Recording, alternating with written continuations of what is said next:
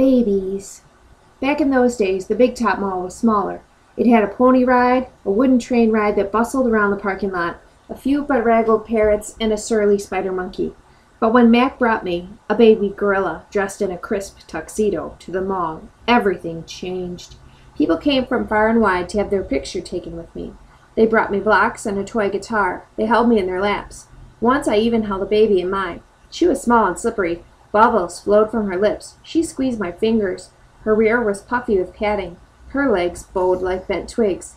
I made a face. She made a face. I grunted. She grunted. I was so afraid she would fall that I squeezed her tightly and her mother yanked her away. I wonder if my mother ever worried about dropping us. We always held on, but that's easier to do when your mother is furry.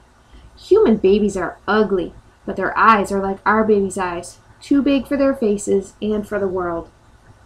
Beds. One day, after many weeks of loud talking, Helen packed a bag and slammed the front door and never came back. I don't know why. I never know the way of humans. That night, I slept with Mac in his bed. My old nests were woven of leaves and sticks and shaped like his bathtub, cool green cocoons. Mac's bed, like mine, was flat, hot, without sticks or stars. Still, he made a sleeping sound like the rumble my father used to make when all was well, a sound from deep inside his belly. Mac grew sullen. I grew bigger. I became what I was meant to be. Too large for chairs, too strong for hugs, too big for human life. I tried to stay calm, to move with dignity. I did my best to eat daintily. But human ways are hard to learn, especially when you're not a human. When I saw my new domain, I was thrilled, and who wouldn't have been? It had no furniture to break, no glasses to smash, no toilets to drop Mac's keys into. It even had a tire swing. I was relieved to have my own place. Somehow, I didn't realize I'd be here quite so long. Now I drink Pepsi, eat old apples, watch reruns on TV. But many days I forget what I'm supposed to be. Am I human? Am I a gorilla? Humans have so many words, more than they truly need. Still, they have no name for what I am. 9,876 days. Ruby is finally asleep. I watch her chest rise and fall.